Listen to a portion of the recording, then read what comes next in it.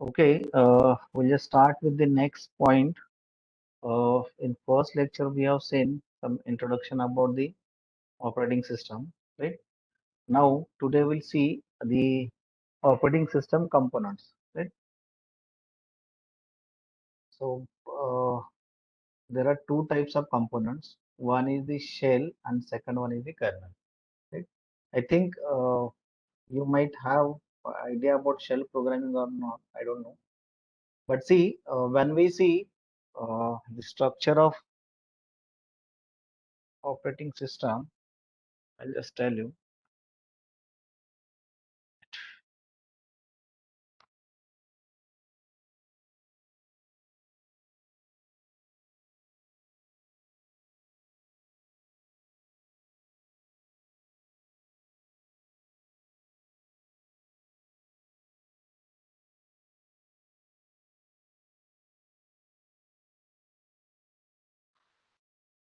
Uh, See, this is the structure.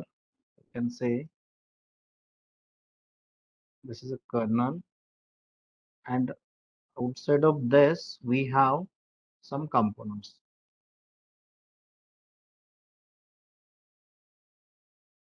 And here, one is that is a shell. So that meaning of that shell is what? Suppose user wants to access any hardware device, so that shell will interact with this kernel, and as we know that kernel is having all authorities to access the hardware devices. So here the you can say these are the some components like here process management, disk management, device management, right? IO management. So these are the some components, but main components are the shell and second one is the kernel. Kernel is the heart of this operating system, and kernel can access only the all the input output devices from the computer, right?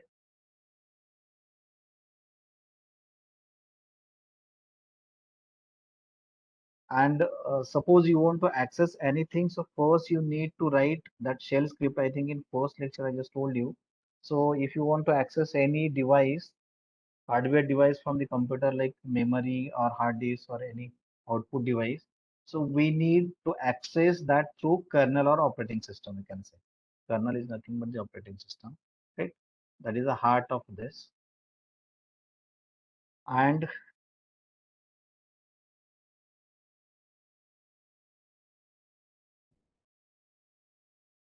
just a minute,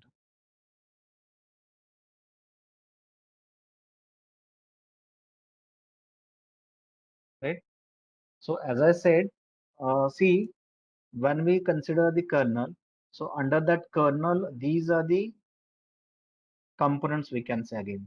So like here device management, network management, second is storage management, security management, file management, and process management. And that first component, the shell. So with that shell script, we can access all the hardware devices. So if you want to access, suppose the printer, so we can write a separate script for accessing of that printer. So that that user can write that script, and that script can interact with the kernel, and through that kernel only we can access the devices, right? So I think I just gave you one video link. In that you can see that shell script programming, because I just wanted to give you one the assignment that is based on the shell programming, right? So using that shell we can access the devices, or we can write a script to access the devices. And when we say the kernel, so which are the functions or the components of the kernel, we can say, so these are the components. So all these. So file management, when we consider, so what is the meaning of that file management? Suppose you want to create a file, you want to delete a file, you want to rename that file. So in that case, that kernel can help to do this. So in the file management. And in process management, suppose the if multiple processes are running on a computer, then to manage all these processes, we need some manager, so that kernel can manages all these processes. So what we can say about the process? So that process is what? It is a procedure for managing or mapping, you can say, many processes that are running simultaneously on the operating system. If suppose the multiple processes are there running on the computer or operating system, so that kernel manages all these the processes, right? And again, suppose you want to delete that process or create the process, again that kernel can help for that. Suppose in any case you want to suspend any process, so in that case also that kernel can suspend, or if two processes are there, then these two processes can communicate with each other also. So everything is being managed by this kernel, right? So this kernel component is most important. So this manages all these things. Now IO device is what? Input and output, right? So we take input from the keyboard and whatever is the output that we display, that is on the screen. One simple example, just I'll tell you. Suppose you are writing the C program, and in that C program you are doing suppose addition of two numbers, right? So two number is what? That you are taking input from the keyboard, right? So once we take that input from the keyboard, so we need to use that scanf function, right? And second one is suppose after the performing addition, so whatever is that addition part is of processor part. So processor perform that addition, right? And after performing that addition, when you want to display that on the screen, that result, like suppose two values are there, 10 and 20, so that result is 30.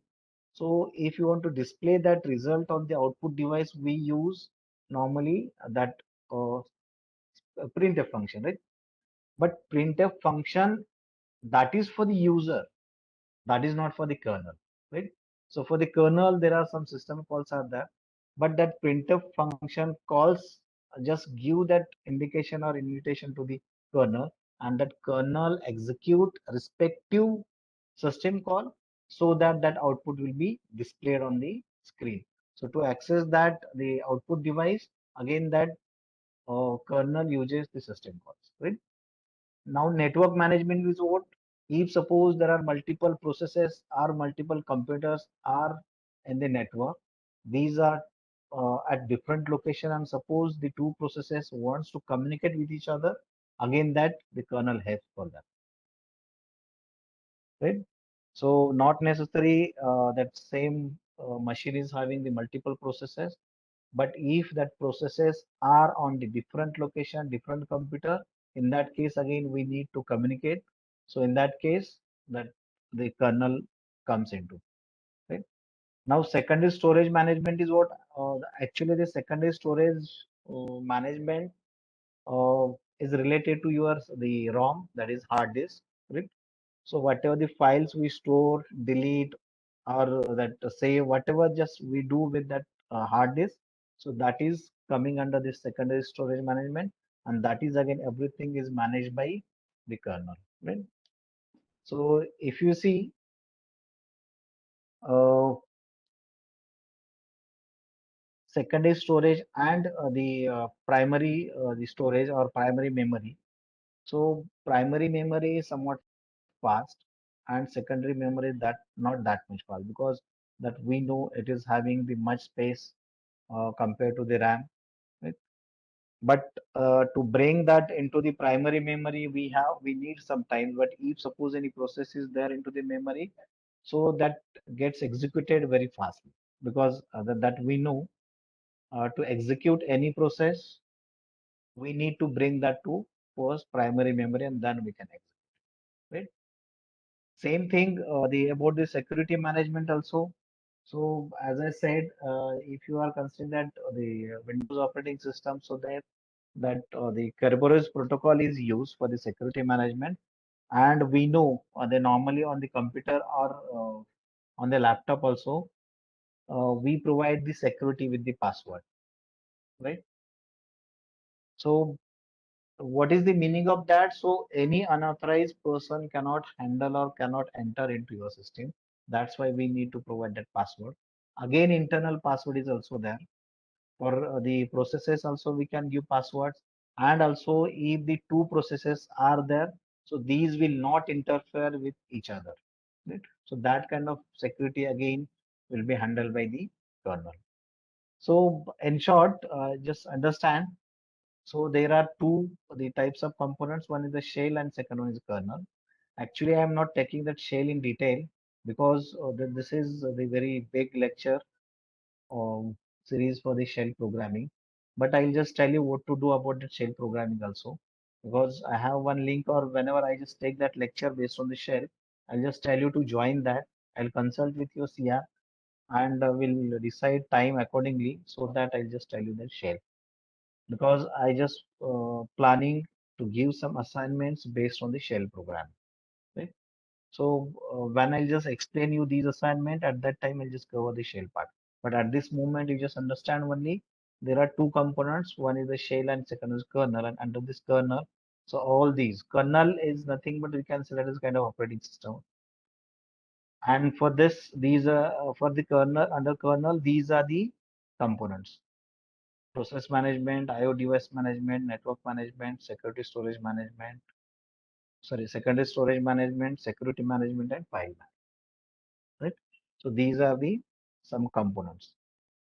Now, next one we can say these are the services offered by the operating system. So which kind of services that operating system provide already we know, because everyone is using the operating system like the Windows, Linux, or Android and something. So because that mobile is again a device and that mobile is having that operating system. So if you are having the Android and the other, if you consider the Apple computers or the uh, mobile devices, so they have their own operating system, right? So an operating system provides the services to both the user and the programs, right? So which are, so it provides a program, an environment to execute. I think in first lecture I just told you, to execute any program we need the help of the operating system, or to access any the device component, so we need to take the help of operating system. Without operating system we cannot.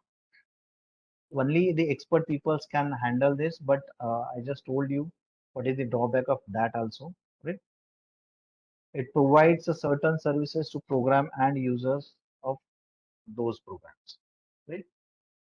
So these are the services which that normally operating system offers. Other services are also there, but just I have listed few so that we can understand here. Right. First one is what? User interface. If you see the operating system, so this is again the example of operating system you can see here. So that interface is how, right? Windows operating system is having good interface. That Linux is also having good interface. But if you consider that Unix or the disk operating system, or DOS, we call it as DOS. So in that case, only commands are required. If one example, if you want, I'll just tell you Ubuntu example. You can see here. This is now here. This is a operating system. So Windows operating system is a different one, and this whatever just I am showing here, this operating system is different. But if you consider the interface of the both, this is Windows operating system and this is Unix operating system. So in that case, here only terminal is here. So through terminal only you can do everything. You can write your script, you can write your program, you can access any device through the commands only. So if you see this, so here there is no good interface, but if you consider this Windows operating system, so that interface is very nice, right? So this again service is provided by the operating system, user interface. So whatever is the user interface, that should be the very interactive, right? So as compared with the other operating system, so that Windows is having the good interface, right? Again, this operating system provide the program execution. So whatever programs we have, so these programs can be executed with the help of operating system. Don't consider only programming the examples. You can consider any program. Like suppose you have just saved one file on the secondary storage device. So if you want to open that file, so again that becomes a program, or we can say that is a process, and then we can view that file on your output screen. Right? So again, that service is provided by the operating system. Then some input output operations are also provided by the operating system, like the through keyboard we can take the input and that output we can display on the output screen, or suppose you want to take it as a print or something, so we can print it again from the printer, but that interface is provided by the operating system, right? As I said, file system manipulations again. So whatever the file we create, we delete, right?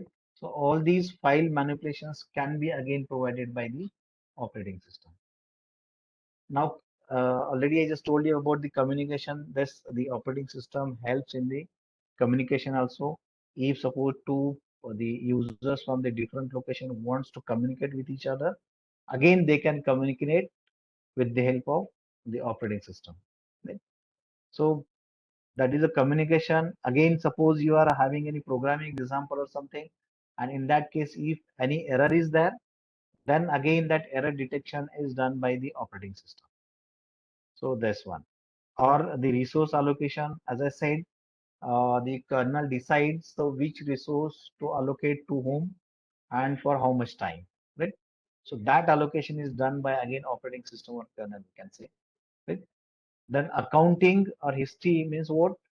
If suppose any user doing something, so whatever that the user accessed, so that history will be maintained by the operating system, right? So that the accounting, or we can say maintaining that history of that user, again done by the operating system.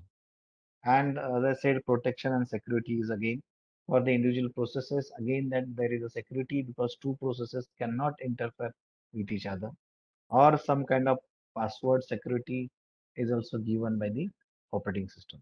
So these are the some services which are provided by the operating system. I think everyone is having idea about these operating system services. Only you need to refresh, kind of, right? So these are the very simple services which are provided by the operating system. Okay. Now next, that is next is most important. I think that is a system call. This diagram is given here. See, uh, all the system calls are there into the operating system, or we can say kernel, so that all system calls will be handled by the kernel. So whenever we access anything, so there are two modes. One is the user mode and second one is the kernel. User mode means what? Whatever is in front of us, right? So that is, we can say user mode, or we can say application mode also, right? So in user mode, we can do anything. We can create process, we can write process, we can delete process. Whatever you want to do, that you can do in the user mode. But suppose whenever you are coming into the point to access any hardware device, in that case, you need to enter into the kernel mode. Let's say one example, I'll just tell you. Suppose one number you want to accept from the keyboard. So when you just enter that number through the keyboard, so that means it is in the kernel mode, because that keyboard is the input device and that is handled by only the kernel, right? So for that, that kernel uses the system call. I'll just tell you which are the system calls also. So that kernel uses that respective system call to accept the number from the keyboard, and when we accept it, and suppose you want to display that number, again you want to use the system call to display that number on the output screen, because that output screen is what? That is a output device, right? So there again we enter into the kernel mode. So that switching is there from user mode to kernel mode. Whenever we write any program like C program or something, so initially we were in the uh, user mode, and suppose you want to execute that program, then we need to switch to the kernel mode. So here diagram is given, if you understand. So the interface between a process and an operating system is provided by the system call. So that system calls, what they do, so they provide the interface between the user mode and kernel mode. That is thing. So here user process, suppose this is executing, then it gets a system call, and once that system call is taken or the permission is taken, so it enters into the kernel mode, and here that kernel is having their own system calls.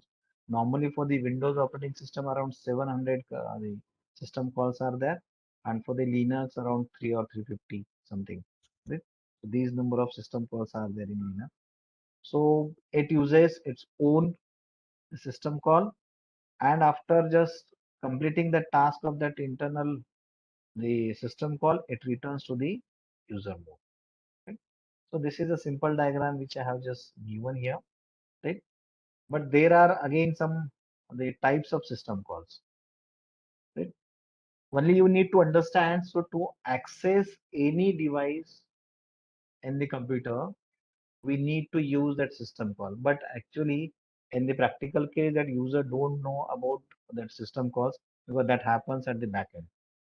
Only we know, like I had told you, suppose I want to print any number on the output screen, like printf using printf statement. So printf statement is a function that is not a system call, right? So this is a function. So that function is written by the user, and that function is around equivalent to the write. That write is what? That write is a system call, and that write system call is used by the kernel, right? So printf only that invoke that respective system call. So that write system call, right? And once invoke that system call, then whatever is the system call that write, that will be uh, access that output device to display that number, right? So that is the thing. So here some the types of the system calls are also there. Uh, Again, see process control, file management, device management, information maintenance, and communication. So these are the five types of the system calls, right? And for every system or for every type, there are some system calls, right? So one example or the some examples I have just listed over here. You can see here in the process control, in this diagram, this process control, file management, and like this. That same is given into this table. So process control is the type, right? And in this, you can see, suppose you want to create any process, so we can use this create process, that is a system call. And if you, this is about the Windows operating system. When we consider the Linux operating system, so fork is what? That is to create a child process, right? Or we can say exit to exit from that mode, and the wait is to enter into the wait state. So these are the system calls in the Linux operating system. And if you see that Windows operating system, the create process, exit process, wait for single object and something. So these are the examples of the system calls which are used under this type, that process control. Right? Now second, that is the file management. As I said, the in file management component, we create file, we read file, write file, or we handle these files, right? So whatever are these operations we perform into the file management component. So there are some system calls. So create file, to create a file, that system call is there. If you want to read file, then we can use this read file, or if you want to write something, so write file system call you can use, or close that handle. So to terminate that process. So for that also we can use this system call. And that same thing in the Linux. So these are the system calls: open, read, write, and close. Right? And see, all these, whatever I have just listed over here, all these are handled by the kernel only, not the user. Like here, device management, set console mode, read console or write console. So whatever is the console of that the device. So for that, these are the respective system calls. And here again, IO control. This one, IOCTL means IO control or read or write. So what I did here, whatever are these system call with respect to these, I just try to write into this the column, right? And the under the information maintenance. So suppose the process has been created or something. See here, that process control and this information maintain, these are the two different. Process control means we are creating that process, suppose. So whatever is the information of that created process, that we can get using this information maintain, right? Suppose you want to the see the time of your machine. Again, we can use that system called that set timer, or if you want to go into the sleep modes, again we can use this the system call, right? So with respect to this, so these are the system calls. And in the communication, as I said, in this component, so if you want to communicate with the different location for the users, so in that case we have this one, right? So create pipe, create file mapping, map view file, or here pipe, sh, mget, and mmap, right? So these are the examples of the system calls which actually are used into the operating system. But actually we don't know the which system call is used and how, because we are the end user. We comes in the very upper layer, and whatever are the system calls, these works in the bottom layer. So whatever is the operating system kernel mode, in that only all these system calls works. Right now, next part, I think this everyone knows, virtual machine, right? I think I don't know whether you have that idea or not. That one example of that virtual machine is this one. If you see, this is the different operating system. Whatever just I'm showing this. So this is a different operating system, and whatever is behind this same, this is a Windows operating system. It means we have one operating system which is installed on our computer. So to install different operating systems on a machine, so we have the number of ways. First way is what? You can install that operating system on your computer individually. So a single operating system would be there. Second option is what? We can make the partition of that the space. In one space we can put the one operating system, and in other space we can put the second operating system.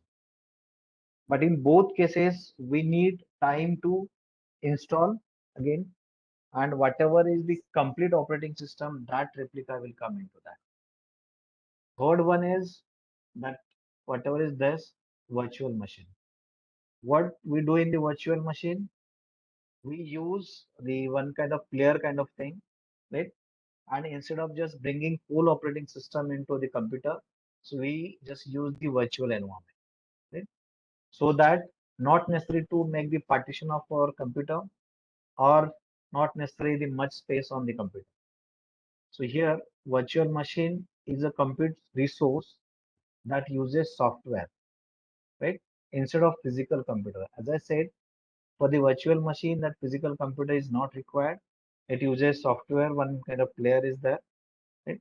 So instead of physical computer to run programs and deploy apps, means that physical computer is not required to use the virtual machine. Like for the if suppose you have that Windows operating system on your computer, so in that case, if you want to install, or if your requirement is like Linux or something, in that case you can install that complete the Linux operating system, or you can use the virtual machine concept. So once we take the virtual machine concept, so whatever is your the Windows operating system, that will run, right?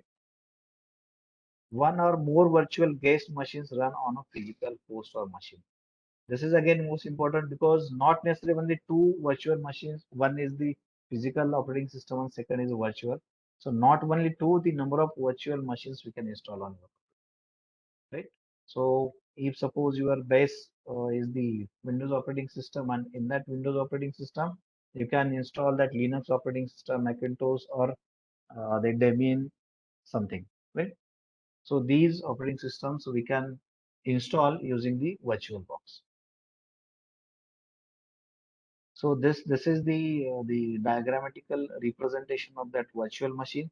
If you see, this is a non-virtual machine concept. What is there into this?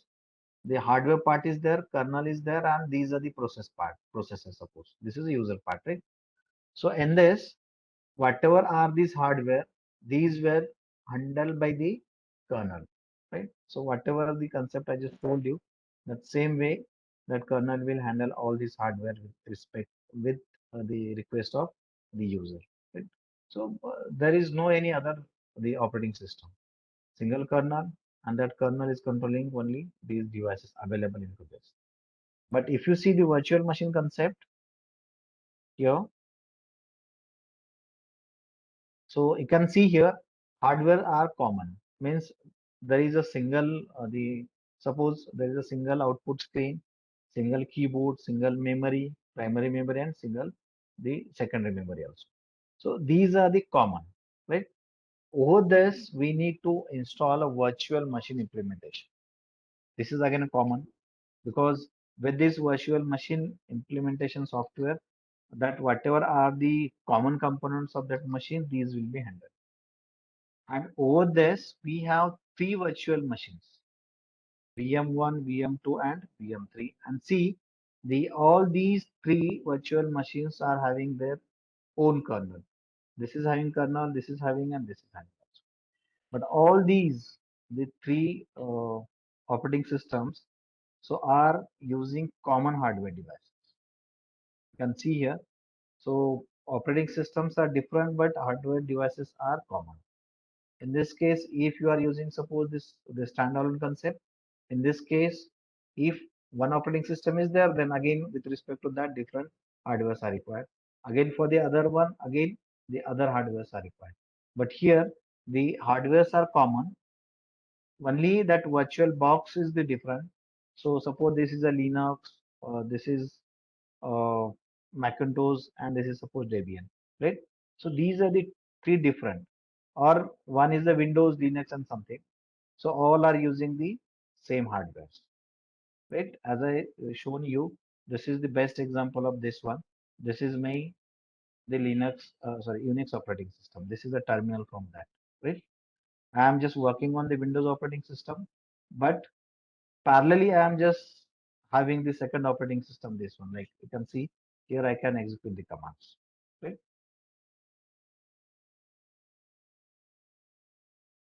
Now, these are some advantages we'll see and some disadvantages also of that virtual machine.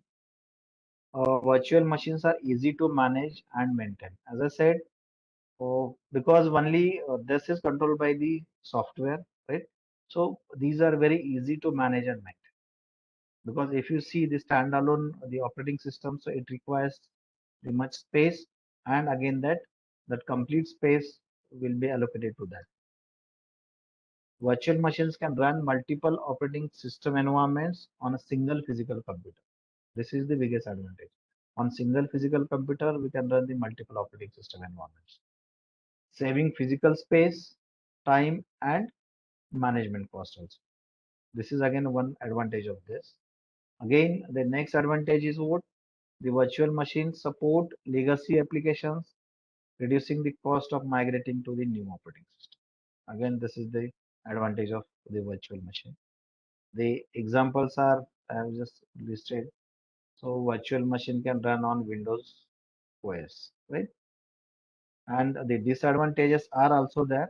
So which are the disadvantages we can say? So running multiple virtual machines on one physical machine can result in unstable performance in infrastructure requirements are not met. It means if suppose one operating system is there and if you are having the another operating system, so this will impact on the time also because your system will get slow, right? And that will not be stable. So this is the disadvantage we can say. And the virtual machines are less efficient and run slower than full physical computer. As I said, because the processor is common, memory is common, because to run that virtual machine again we need that memory, right? But memory is common, and suppose the virtual sorry that CPU is again common, so that's why this becomes the slower. Most enterprises can use combination of physical and virtual infrastructure to balance the corresponding advantage and disadvantage.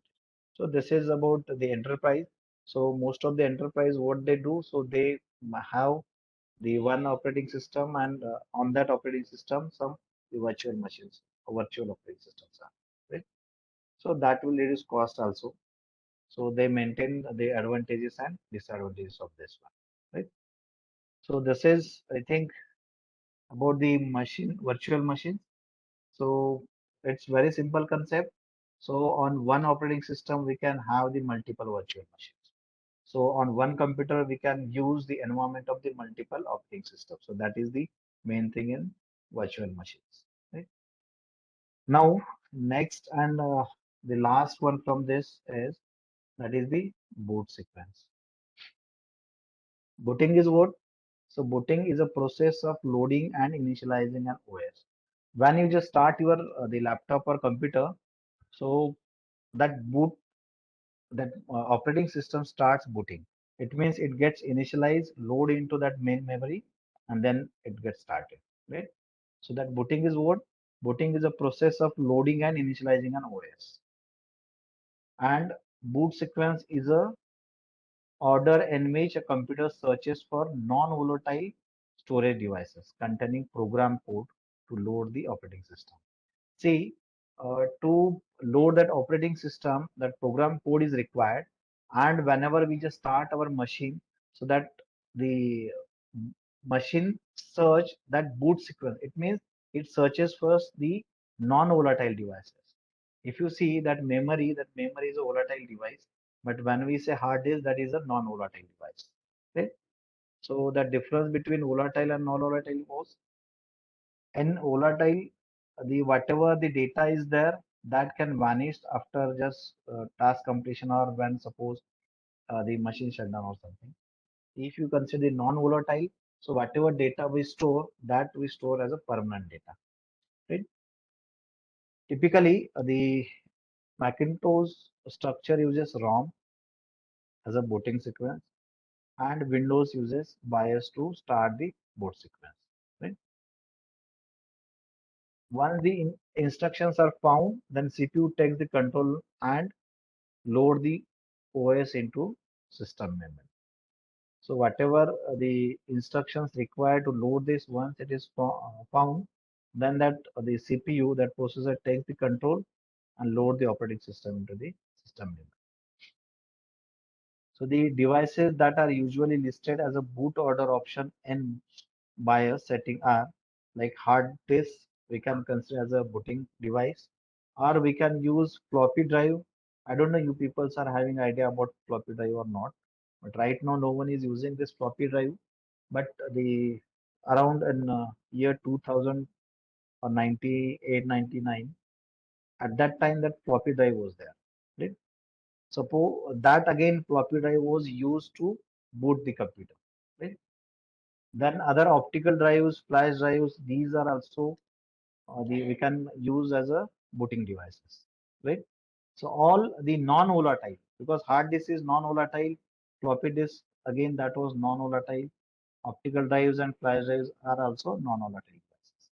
So these devices are used for the booting. Right? One example I just given here. If you see, this is from the Windows operating system. So CD-ROM, this is one the booting device, or we can say hard drive. Again, that is the booting device. Removable device means what? If you are using suppose any pen drive or something, so whatever are the external devices you are connecting to your computer, so these are the removable devices, right? So and last was a network boot from the Intel.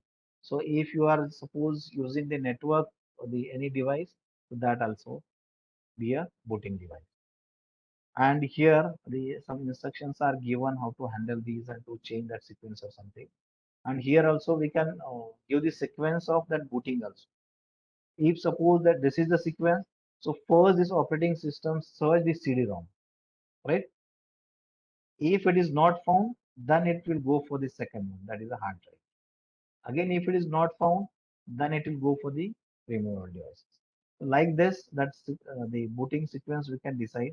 We can change this booting sequence also, because suppose you want to do the setup kind of thing on the computer, In that case, we need that CD-ROM. Actually, right now the people are not using this concept, but the before the 5 years or something back, uh, that operating system were there into the CD, right? So to install any operating system onto the computer, so that companies were providing the CDs. So in that case, to take the booting sequence or boot code from that CD, that sequence would be like this, because that first should be CD-ROM, right? Because right now the laptops are also not having that CD-ROM concept or something, but some desktop machines are having that CD-ROM, but laptops are not recent laptops. But initially the laptops were also having that CD-ROM concept, right? So this sequence we can consider, we can change the sequence. If you change this sequence, like hard drive is first and then the rest or something, in that case, that system will boot automatically. It will not search other devices because hard disk is there into the computer. So using that also that operating system can boot, right? So I think these are the some booting devices and booting sequences also. So this is I think end of this, right? So what we learned today, first is the operating system components. So these are the two main operating system components are shell and kernel, and under that kernel these are the components. Then second, we have seen the services provided by the operating system. So there are lots of services provided by the operating system, but I have just listed few, right? Then we have seen the system calls, right? So there are five types of system calls, and the each type is having some the system calls, like here I have just listed. And then virtual machine concept, right? And the last one is the booting sequence. Right? So these things we have seen. And see, all these things we have taken kind of introduction, because first unit is the introductory kind of, right? So for each component, we will learn in detail, right? So if you are having any kind of doubt, you can ask me. I'll stop Sir, my sharing. Yes. sir, how will be the exam of this fundamental operating systems?